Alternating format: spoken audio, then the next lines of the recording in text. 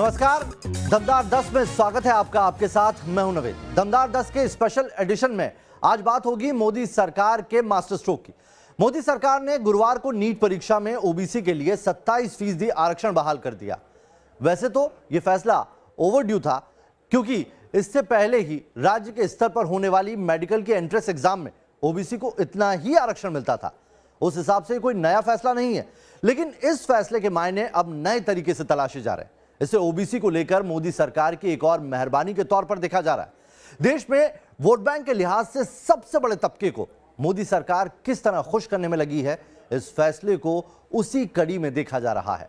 और सच तो यह है कि शायद मोदी सरकार भी यही मैसेज देना चाहती है। मोदी और शाह के नेतृत्व में मौजूदा सरकार और पार्टी ओबीसी के लिए शायद सबसे फेवरेबल पार्टी बन चुकी है। और बीजेपी की छवि में यह बदलाव वो मास्टर स्ट्रोक है जिसने उसके बहुत सारे विपक्षियों को मुश्किल में डाला हुआ है। आज दमदार 10 में बीजेपी के इसी बदले हुए चाल, चरित्र और चेहरे की होगी पड़ताल। एक दौर था जब बीजेपी के विरोधी उसे अगड़ों और बनियों की पार्टी कहा करते थे, फिर उसे शहरी और अमीरों की पार्टी का तमगा दिया गया। लेकिन क्या आज की बीजेपी के लिए ऐसा कहा जा सकता है? शायद नहीं। बीजेपी के सोशल कंपोजिशन में हाल के सालों में बड़ा बदलाव आया है। वो बदलाव क्या है, आज हम आपको बताएंगे। बीजेपी के भीतर सोशल इंजीनियरिंग का ये नया प्रयोग क्या है, आने वाले विधानसभा और लोकसभा चुनावों को किस तरह से ये प्रभावित करेगा, ये भी आपको बताएंगे। हम इसका विश्लेषण भी करेंगे और बताएंगे कि कैसे बीजेपी की नई छवि उसके विरोधियों के लिए एक नई और ज्यादा बड़ी चुनौती बन गई है। मोदी सरकार के मास्टर स्ट्रोक का विश्लेषण करें उससे पहले आपको पीएम मोदी का एक बयान जरूर सुनना चाहिए। पीएम मोदी ने बयान तो मॉनसून सत्र के पहले दिन दिया था, लेकिन इसके मायने अब जाकर लोगों को समझ में आ रहे हैं। मॉनसून सत्र के पहले दिन जब विपक्ष हंगामा कर रहा था, तब प्रधानमंत्री नरेंद्र मोदी ने क्या कहा, सुनिए। सामाजिक आर्थिक रूप से पिछड़े वर्ग से हैं, ओबीसी समाज से हैं, बहुत बड़ी मात्रा में उनको मंत्रिपरिषद में मौका मिला, उनका परिचय करने का आनंद होता। हर बेंच पर से बेंच को थपथपा करके उनका गौरव किया गया होता। लेकिन शायद देश के दलित मंत्री बने, देश की महिला मंत्री बने, देश के ओबीसी मंत्री बने, देश के किसानों के बेटे मंत्री बने, ये बात कुछ लोगों को राज नहीं आती है और इसलिए उनका परिचय तक नहीं होने देते हैं। प्रधानमंत्री नरेंद्र मोदी का यह बयान अगर आपने गौर से सुना हो और शब्दों पर गौर किया हो तो आपको सामाजिक आर्थिक रूप से पिछड़े जैसे शब्द सुनाई दिए होंगे। ओबीसी का जिक्र उन्होंने तकरीबन 2 मर्तबा किया और ऐसे ही शब्दों के जरिए प्रधानमंत्री ने विपक्षी हंगामे को देश और देश से जुड़े पिछड़े वर्गों के खिलाफ बताया। लेकिन पीएम के इस बयान के पीछे के मायने क्या है, वो भी समझना बेहद जरूरी है। दरअसल जिस मंडल आयोग की राजनीति के दम पर कुछ राजनीतिक पार्टियां अस्तित्व में आई, उनका आधार ही मंडल और कमंडल का रहा। इसी मंडल के सहारे पिछले 3 दशक से उनकी राजनीति चलती आ रही है। पीएम मोदी के कल के एक फैसले ने ऐसी राजनीतिक पार्टियों को एक झटके में किनारे कर दिया है। इनमें मुख्य है आरजेडी और समाजवादी पार्टी, जो इस वक्त विपक्ष में बैठी हुई हैं। लेकिन कैसे हुआ ये सब आपको इसका पूरा विश्लेषण दिखाएंगे। पहले आपको मोदी का वो मास्टर स्ट्रोक फैसला दिखाते हैं जिसमें उन्होंने यूपी और उसके साथ ही 4 दूसरे राज्यों में होने वाले चुनाव से ठीक पहले सबको चौंका दिया है। इस फैसले के तहत अब ऑल इंडिया कोटा के तहत होने वाले मेडिकल एडमिशन में ओबीसी कैटेगरी और गरीब छात्रों को भी आरक्षण की सुविधा मिलेगी। तो वो सुविधा क्या होने वाली है, आइए आपको एक नजर में समझा देते हैं। तो दरअसल मोदी सरकार का जो मास्टर स्ट्रोक है उसमें नीट में ओबीसी को अब आरक्षण दिया जाएगा। नीट परीक्षा में ओबीसी और ईडब्ल्यूएस दोनों ही कैटेगरी में आरक्षण अब सेंट्रल कोटे से घोषित कर दिया गया है। केंद्रीय कोटे से अब ओबीसी को जहां 27% रिजर्वेशन मोदी सरकार की तरफ से दिया जा रहा है, वहीं ईडब्ल्यूएस को 10% का आरक्षण की व्यवस्था की गई है। यही नहीं, इससे फायदा किस किस को होगा उस पर भी नजर डालिए। हर साल तकरीबन 5,550 छात्र इससे सीधे तौर पर लाभान्वित होंगे। यही नहीं, इसमें ओबीसी के 4,000 छात्र हैं जिन्हें फायदा होगा और ईडब्ल्यूएस के 1,500 छात्र हैं जिन्हें सीधे तौर पर इसका फायदा मिलने वाला है। यानी आप समझ सकते हैं कि ये व्यवस्था ऑल इंडिया कोटे के तहत अंडर ग्रेजुएट और पोस्ट ग्रेजुएट एडमिशन के लिए लागू की गई है। कहने को तो ये एक फैसला भर है जिसे होना ही था, लेकिन इस फैसले से विपक्ष में खलबली क्यों मची है? कांग्रेस को कुछ कहने के लिए बचा नहीं। समाजवादी पार्टी के अखिलेश यादव तो इस फैसले का श्रेय जबरनी ले रहे हैं। आपको अखिलेश यादव का वो ट्वीट जरूर देखना चाहिए जिसमें उन्होंने लिखा है, सपा के आंदोलन के आगे अंततः आरक्षण विरोधी भाजपा को झुकना ही पड़ा। भाजपा ने लाख हथकंडे और चालें चली, पर आखिर उसे मेडिकल में 27% ओबीसी और 10% ईडब्ल्यूएस का संवैधानिक अधिकार देना पड़ा।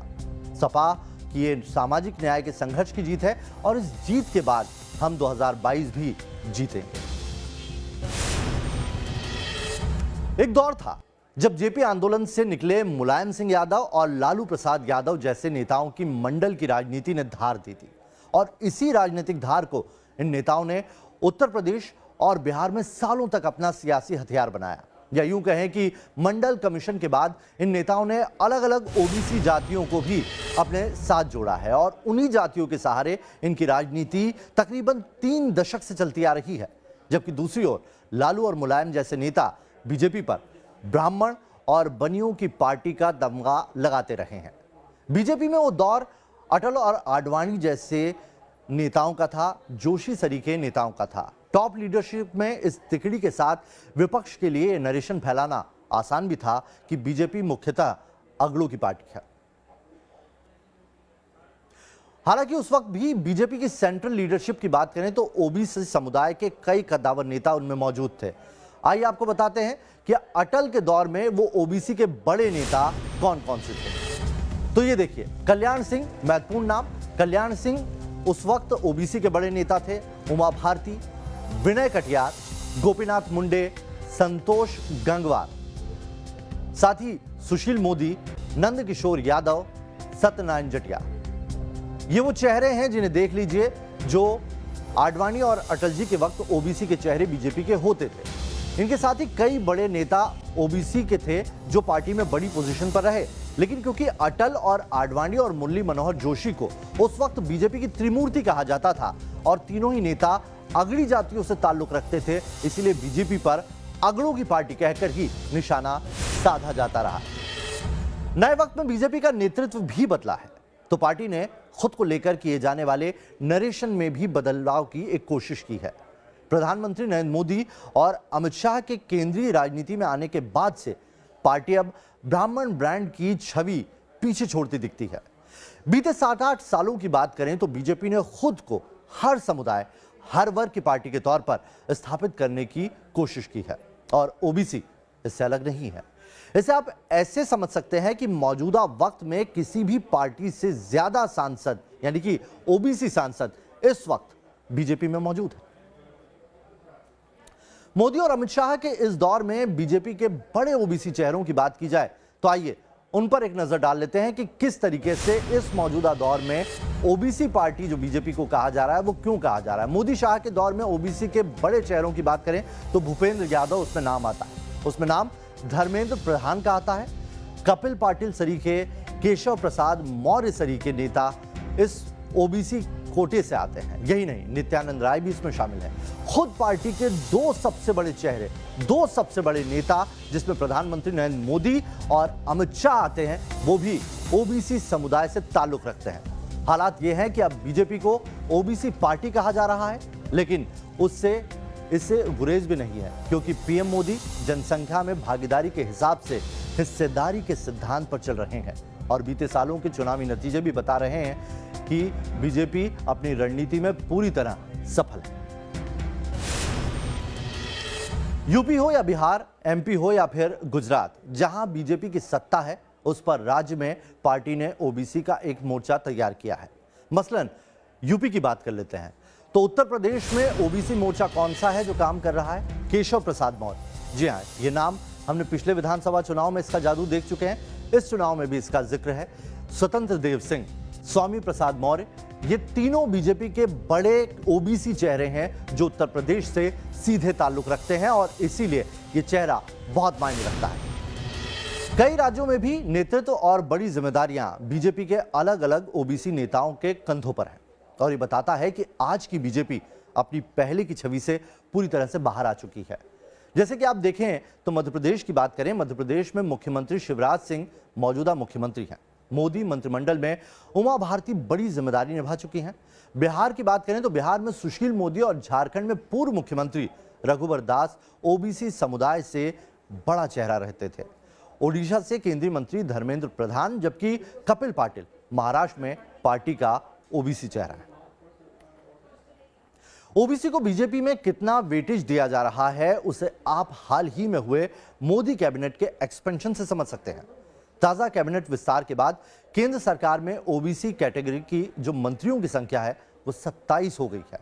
यह अब तक की सबसे बड़ी ओबीसी मंत्रियों की संख्या है। ये 27 मंत्री देश के 15 अलग अलग राज्यों से आते हैं। इनमें यादव, कुर्मी, जाट, गुजर, खंडायत, भंडारी, बैरागी, ठाकुर, कोली, वोकालिगा, लोध, नट, मल्लाह और निषाद जातियों से आए बीजेपी नेताओं को मंत्रिमंडल में जगह दी गई, जिसमें 5 कैबिनेट रैंक के मंत्री हैं और बाकी दूसरे मंत्री स्वतंत्र प्रभार और राज्य मंत्री की हैसियत से मोदी कैबिनेट का हिस्सा बने हुए हैं। आइए अब आपको फ्लोर ग्राफिक्स के जरिए समझाते हैं कि बीजेपी में ये जो परिवर्तन हो रहा है उसके पीछे किन किन तरह के मंत्रियों ने कहां-कहां जगह बनाई है। तो केंद्र में 27 ओबीसी मंत्री अभी मौजूदा वक्त में हैं, लेकिन ये मंत्रिमंडल विस्तार के बाद की सिचुएशन है। इसके पहले ऐसा नहीं है कि ओबीसी मंत्री नहीं थे। 13 मंत्री इससे पहले भी मंत्रिमंडल में ओबीसी से आते थे। योगी की सरकार का जिक्र करें तो योगी सरकार में मौजूदा दौर में अभी 20 ओबीसी कैटेगरी के मंत्री हैं। भारतीय राजनीति में जातिगत समीकरणों की बड़ी भूमिका है और इससे कोई इनकार नहीं कर सकता। बदलते वक्त में बीजेपी ने भी इस पर अपनी रणनीति बदली। पीएम मोदी ने पिछले कुछ समय में बड़े फैसले लिए हैं, जिसमें से एक है SC/ST एक्ट पर सुप्रीम कोर्ट के फैसले को संसद में पलटना। जहां तक ओबीसी समुदाय का जिक्र आता है तो इससे जुड़े आपको मोदी सरकार के कुछ फैसले देख लेने चाहिए। मोदी सरकार ने मेडिकल में ऑल इंडिया कोटा में 27% आरक्षण लागू किया है। कैबिनेट में मंत्रियों की संख्या बढ़ाई है। ओबीसी कमीशन को संवैधानिक आयोग भी मोदी सरकार ने ही दिया और साथ ही राष्ट्रीय आर्थिक और शैक्षणिक पिछड़ा वर्ग आयोग बनाया गया है। देश की राजनीति को करीब से समझने वाले लोग मोदी के इस फैसले को कैसे देखते हैं, यह हमने भारतीय राजनीति पर एक किताब लिखने वाले प्रोफेसर बद्री नारायण से बात की। बद्री नारायण ने रिपब्लिक ऑफ हिंदुत्व नाम की एक किताब लिखी है। सुनिए उन्होंने मोदी सरकार के फैसले को मास्टर स्ट्रोक क्यों कहा है। सोशल जस्टिस का जो पूरा एजेंडा है, जो अभी तक कई रीजनल पार्टियों के हाथ में थी, वहाँ से वो उनके हाथ से छूट जाएगी, क्योंकि एक जो पार्टी इस समय पावर में है वही जब उसको परस्यू करने लगेगी तो अपोजिशन के हाथ से ये एजेंडा निकल जाएगा। और इन दैट सेंस जो अंबेडकर का मानना था कि जो implementation of constitution in real sense, constitution का जो इम्प्लीमेंटेशन है वो सही अर्थों में हो, वो ये एक तरह से शायद ये सरकार चाहती है कि ये देखा जाए और पाया जाए और माना जाए कि वो इस काम को कर रही है। तो प्रोफेसर बद्री नारायण इसे मोदी सरकार का मास्टर स्ट्रोक बता रहे हैं। अब सवाल यह है कि बीजेपी को आज इस बात से गुरेज क्यों नहीं है कि उसे ओबीसी पार्टी कहा जा रहा है। तो इसे आंकड़ों के जरिए समझने की कोशिश कीजिए। कुछ आंकड़े हैं जो हमने आपके लिए जुटाए हैं, जो आपको आसान शब्दों में समझा देंगे कि आखिर इसके पीछे वजह क्या है। तो देश में जो ओबीसी है उसकी कुल आबादी इस वक्त मौजूदा दौर में 44% है, जबकि एससी आबादी 16.63% है। एसटी आबादी की बात करें तो 8.63% एसटी आबादी है और सवर्णों की संख्या 30% है। यानी ओबीसी वो कैटेगरी है जो देश के सबसे बड़े समुदाय है और किसी भी सियासी दल का समीकरण बना सकते हैं और बिगाड़ भी सकते हैं। आपको राज्यों में ओबीसी आबादी की स्थिति भी दिखाते हैं, जिससे आपको यह समझने में बहुत आसानी हो जाएगी कि ओबीसी वोटर्स को सियासत में इस वक्त मौजूदा दौर में गेम चेंजर क्यों कहा जा रहा है। तमिलनाडु जहां पर 76% अभी आबादी है वो ओबीसी कैटेगरी की है। बिहार की बात करें तो बिहार में वोटर्स की संख्या 62.6% महज ओबीसी की है। कर्नाटक में ये तादाद 55.5% है। उत्तर प्रदेश में 54.5% लोग ओबीसी से ताल्लुक रखते हैं। राजस्थान में भी ये संख्या कम नहीं है। राजस्थान में 47.3% ओबीसी कैटेगरी है। झारखंड में इनकी तादाद 46.8% है। वहीं छत्तीसगढ़ में 45.5% और मध्य प्रदेश में 41.5%। गुजरात की बात करें तो गुजरात में यह आंकड़ा 40% पर आकर ठहरता है। मतलब साफ है, ये भारत में उत्तर से लेकर दक्षिण तक के राज्यों में कोई भी सियासी दल आज की तारीख में ओबीसी के साथ बिना न चल सकता है और ना ही उसका पार लग सकता है। पूरब से लेकर पश्चिम तक के राज्यों में ओबीसी आबादी सत्ता के समीकरण के लिए न सिर्फ निर्णायक है बल्कि उनका गणित बना भी सकती है, बिगाड़ भी सकती है। और यही कारण है कि इस वोट बैंक पर तमाम दलों की मौजूदा दौर में नजर बनी हुई है। यहां यह भी जानना जरूरी है कि जब हम ओबीसी शब्द का इस्तेमाल करते हैं तो ये ना किसी एक जाति के लिए संबोधित होता है और ना ही किसी खास वर्ग के लिए। ओबीसी का वैसे तो शाब्दिक अर्थ आपको सबसे पहले समझाते हैं। ओबीसी यानी अदर बैकवर्ड क्लास, यानी अन्य पिछड़ी जातियां। लेकिन ये एक जाति या फिर कोई अखंड जाति नहीं है। अलग अलग राज्यों में ओबीसी का दायरा इतना बड़ा है जिसे हम आपको बताने बैठे तो शायद पूरा दिन निकल जाए। कई राज्यों में तो इसकी संख्या सैकड़ों में है। लेकिन राज्यों के सियासी दल ओबीसी की इस कैटेगरी में अपने अपने हिसाब से अपनी अपनी जातियों का चयन करके उन खास जातियों की राजनीति करते रहे हैं। कुछ ऐसा ही आप यूपी और बिहार की राजनीति में भी पिछले कई सालों से देखते रहे होंगे। आपको राज्यों में ओबीसी कैटेगरी में आने वाली जातियों की संख्या दिखाते हैं। ये संख्या देखकर आपको हैरानी होगी। शायद आप अपने ही राज्य के बारे में ये नहीं जानते होंगे कि आपके राज्य में ओबीसी की कितनी जातियां हैं। तो बताते हैं आपको राज्यवार की किस जगह पर कितनी जातियां ओबीसी से ताल्लुक रखती है। सबसे पहले महाराष्ट्र और कर्नाटक। महाराष्ट्र में 256 जातियां हैं जो ओबीसी में हैं, साथ ही कर्नाटक में 199 जातियां ओबीसी से ताल्लुक रखती हैं। आगे अगर हम बढ़ते हैं ओडिशा का रुख करेंगे तो 197 जातियां हैं जो ओबीसी में आती हैं। वहीं तमिलनाडु में 182 जातियां ओबीसी से ताल्लुक रखती हैं। बिहार में ये जातियां 132 हैं। इसके अलावा झारखंड में 134 जातियां ओबीसी वर्ग से जुड़ी हुई हैं। गुजरात में इन जातियों की संख्या 105 है। तो वहीं उत्तर प्रदेश में 76 जातियां ओबीसी कैटेगरी का रुख करती हैं। मध्य प्रदेश और राजस्थान में भी ओबीसी जो लोग हैं उनकी तादाद बहुत ज्यादा है। ओबीसी जातियां 68 है मध्य प्रदेश में। वहीं राजस्थान में 69 जातियां हैं जो ओबीसी का रुख करती हैं। तो ये तो राज्यों के हिसाब से हमने ओबीसी जातियों की संख्या आपको बताई। जातियों को लेकर जमीन पर अब तक राजनीति कैसे होती रही उसका खेल भी बड़ा दिलचस्प है। आइए आपको बताते हैं खेल कैसे चलता है। साल 2015, जी हां, साल 2015 में जब नीतीश कुमार बिहार की सत्ता में आए तो दलित जातियों का विभाजन करके उन्होंने महादलित की एक अलग सी कैटेगरी बना दी। महादलित में पासवान और कुछ अन्य जातियां जो उनके पाले में नहीं आ सकती थी, यानी कि उनकी राजनीति को सूट नहीं कर सकती थी, उन्हें छोड़ दिया गया। बाकी जातियों को उन्होंने महादलित की कैटेगरी में डाल दिया। इसका उन्हें फायदा मिला भी और इसी तरह नीतीश ने ओबीसी के साथ भी किया। ओबीसी की जातियां की लिस्ट से उन्होंने कई गैर यादव जातियों को निकाल दिया, अलग कर दिया और उन्हें एक अलग कैटेगरी में यानी कि ईबीसी, जिसे एक्सट्रीम बैकवर्ड कास्ट कहा जाता है, उसमें डाल दिया गया। अत्यंत पिछड़ा वर्ग की कैटेगरी में डली इन जातियों का असर भी हमने राजनीति में भली भांति देखा है। नीतीश को इसका बड़ा फायदा हुआ है और इस एक फैसले से उन्होंने गैर यादव ओबीसी वोटों में एक ही झटके में सेंधमारी कर डाली। फिलहाल बिहार में मौजूदा दौर में 12% आरक्षण ओबीसी कैटेगरी के लिए है। वहीं 18% आरक्षण ईबीसी यानी कि अत्यंत पिछड़ा वर्ग के लिए है और पिछड़े वर्ग की महिलाओं के लिए यह आरक्षण 3% और बढ़ जाता है। यानी कि ओबीसी का जो आरक्षण कोटा केंद्र में 27% है, उसका बिहार में दायरा और विस्तार ले चुका है। ओबीसी आरक्षण के एक कोटे को सब क्लास में डिवाइड करके नीतीश ने कई जातियों को अपने पाले में कर लिया है। जबकि नीतीश से पहले लालू यादव बिहार में ओबीसी वोट बैंक के सबसे बड़े दावेदार माने जाते थे, लेकिन नीतीश के इस कदम के बाद लालू के पास यादव के अलावा कुछ गिनी चुनी ओबीसी जातियां ही हैं। इसके अलावा जो बड़ा एक समर्थन वोट बैंक का था वो नीतीश अपने पक्ष में कर चुके हैं। ओबीसी वोटों के दम पर नीतीश और लालू की पार्टी बिहार की सत्ता पर अभी तक 15-15 वर्ष तक लगातार जमी रही है। इधर उत्तर प्रदेश की बात करें तो उत्तर प्रदेश में 2015 के विधानसभा चुनाव में बीजेपी ने ओबीसी वोटों की अहमियत को समझा था और यही वजह रही कि बीजेपी ने केशव प्रसाद मौर्य, जो उस वक्त यूपी बीजेपी के प्रदेश अध्यक्ष थे, उनकी अगुवाई में बीजेपी ने पिछड़ों को एकजुट किया। बीजेपी को इसमें कामयाबी भी मिली। यही वजह है कि एक बार फिर उन्हें तवज्जो दी जा रही है। 2022 के लिए उत्तर प्रदेश में बीजेपी कुछ इस तरह का प्रयोग करने का मन बना सकती है। आइए आपको ग्राफिक्स के जरिए समझाते हैं कि उत्तर प्रदेश में 54% से ज्यादा जो ओबीसी की आबादी है उसमें करीब 42% आबादी गैर यादवों की है।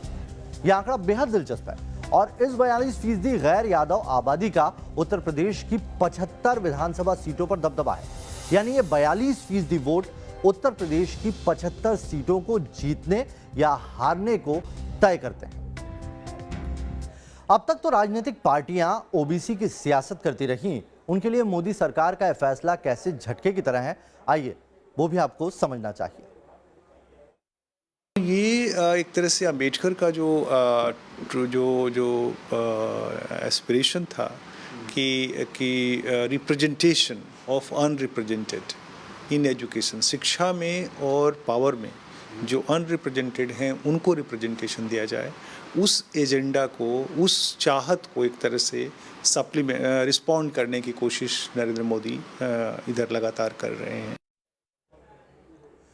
ओबीसी आरक्षण का एक दूसरा पहलू भी है।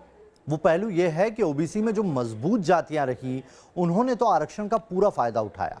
नौकरी में उन्हें रिजर्वेशन मिला, बच्चों के एडमिशन में भी उन्हें फायदा हुआ और समाज में वो धीरे धीरे मजबूत स्थिति में आते चले गए। लेकिन ओबीसी की वो जातियां जो पहले से पिछड़ी थी वो उस वक्त और ज्यादा पिछड़ती चली गई।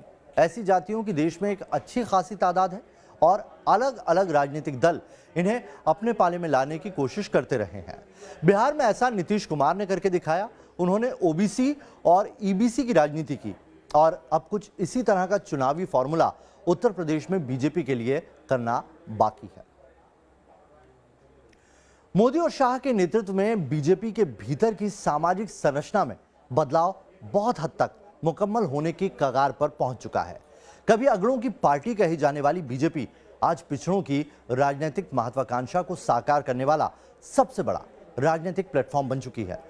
और तो सोशल जस्टिस की झंडाबरदारी भी आरजेडी और एसपी जैसी पार्टियों से खिसककर अब बीजेपी के पाले में आती दिखाई दे रही और बीजेपी के विरोधियों के लिए आने वाले दिनों में यही सबसे बड़ी चुनौती साबित होने वाली है।